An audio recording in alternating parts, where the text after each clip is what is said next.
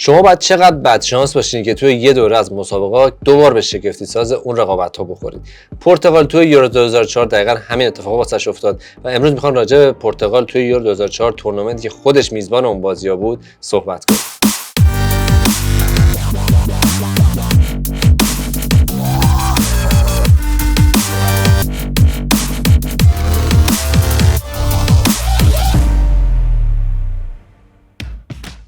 فوتبال یه ورزش تیمیه. هر چقدر که فوق ستاره بزرگی باشی ممکنه نه تنها یک بار بلکه چندین بار توی یه تورنمنت بزرگ شکست بخوری.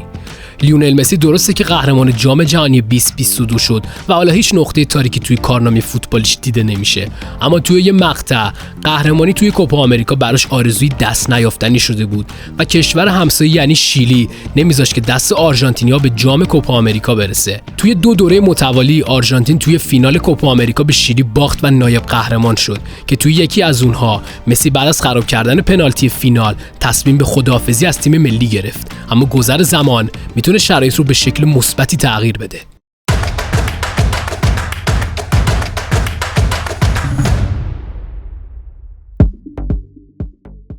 پرتغال یورو 2004 یکی از اون تیم‌های محبوب شخص من بود که خودم دوست داشتم خیلی توی اون رقابت‌ها به قهرمانی برسه و اون نسل با قهرمانی کارش رو تموم کنه. اما خب یه سری اتفاقای خاص افتاد که این اتفاق برای پرتغال رقم نخورد.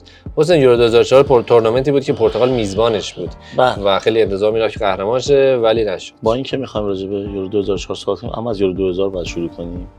پرتغال یورو 2000 اون نسلی که ساخته شد با فیگو و گومژ و اینا برای سال 2004 که میزبان بازیان بودن تقویت هم شد با وجود کریستیانو رونالدو. اولین یوروش تجربه می‌کرد. رونالدو جوون مغرور اومده بود که دیگه همه جاما رو بگیره. تو اصلا توی یه سری از پست‌ها بهتر شدن دیگه، یعنی مثلا ریکاردو و ویتور بایا بهتر بود. 100%. تیم خیلی تقویت شد نسبت به یورو 2000. واسه همین انتظار میرفت که خب 2000 شما اونجوری عمل کردین تا نیمه نهایی رفتین، گل طلایی خوردین، حذف شدین، دیگه 2004 تو خاک خودتون قهرمانی رو فیگویی که دیگه اوج فوتبالشه. یعنی فیگو این یورو میشد اوج فوتبالش، اوج افتخاراتی که میتونست کسب کنه، دیگه نشد تا رسید به جام جهانی 2006 و اون اتفاق. اما توی مرحله گروهی با یونان هم گروه شدن. یونان تیمی بودش که حالا بعداً راجع به شما مفصل می‌خوایم صحبت کنیم، زیاد بهش نمیپردازیم. یونان شگفتی ساز یورو 2004 بود، حالا چرایش بمونه. اما اینکه توی یه تیم گمنام، واقعا ناشناخته، من یادمه ما تو محل راجع به مثلا یورو صحبت می‌کردیم، جو بازی ملی اینا بود.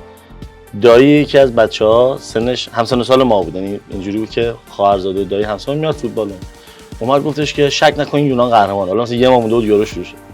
گفتیم رو چه حساب یونان اصلا 2 تا بازیکنشو آینم بگم خود رونالدو پنالتی داد تو این بازی افتتاحیه رو 2-1 یونان پرتغال رو برد.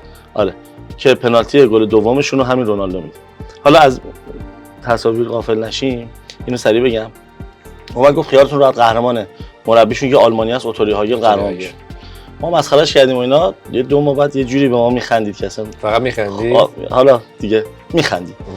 خود رونالدو یکی از گل‌ها رو جبران کرد توی بازی افتتاحیه، اما بالاخره 2-1 باختن.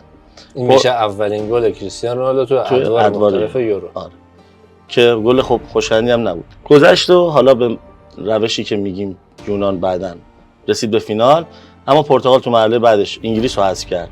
بعدم هلند رو بردن بازم با گل رونالدو و رسیدن به فینال 2 مرتبه جلوی یونان. باز دیگه حالا گفتن آقا دیگه این دفعه دیگه میبریم، اینجا اونجا نیست، فینال بالا باشه، هر چقدرم شگفتی ساختین دیگه تو فینال ببازین، نایب قهرمانی کفایت میکنه. با اسکولاری یعنی پکیجشون قشنگ کامل بود برای قهرمانی. بعد این یونانی که هیچ کس نمیشناخت و همه تیم‌ها هم یکی چکیش داشت می‌برد، همین کورنر می‌زدن، هد می‌زدن. فرانسه هم همین شکلی بردن. شماره 9شون من یادمه ستاره‌شون چون اسمشون خیلی سخت بود. آره من هیچ کدوم اسمش رو غیر از ساماراس که اونم آره ساماراس، بقیه نمی‌شناسم خیالتون راحت. ولی زد و تو فینال هم باز اینا رو بردن. یعنی شما یه تیمی میاد توی یه تورنمنتی پدیده میشه، شگفتی ساز میشه، حالا یه بار بهش می‌خوری یه بازی باشه دیگه. چقدر پرتغال میزبان بد شانس بود. بد شانس یه بخشیشه، یه بخشم دیگه نتونستن دیگه. شما وقتی یکیچ فینال پرتغال تو زمین خودت نتونی یه گل به یونان خب این هنر همین اوتوری هاگل، یعنی و بعد اونم یونان رفت که رفت تموم شد. همین یه جرقه بود که دو بار خورد به این. می‌خواست مثلا فیگو قهرمان یورو نشه.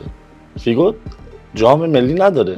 بخاطر همین دیگه یکیش اصلا اونجوری پرتغال جام ملی آره دیگه. جز خب یورو همین 2016 فیگو تیم رو آورد بالا توی 2000 که اون شکلی شد، 2004 این شکلی شد، جام جهانی به یه شکل باز دوباره دیگه. نیمه نهایی جلو فرانسه باختن و اینکه هم بدشانسی بازیکنای مثل فیگو، هم بدشانسی رونالدو. شما فکر کن رونالدو این یورو رو می‌برد، ما توی این کلکلی که رونالدو مسی و خیلی جلو میافتاد تا اینکه بخواد حالا توی سن بالا یه دونه یورو ببره، یه لیگ اروپا، لیگ ملت اروپا ببره، اصلا اون اول از مسی جلو.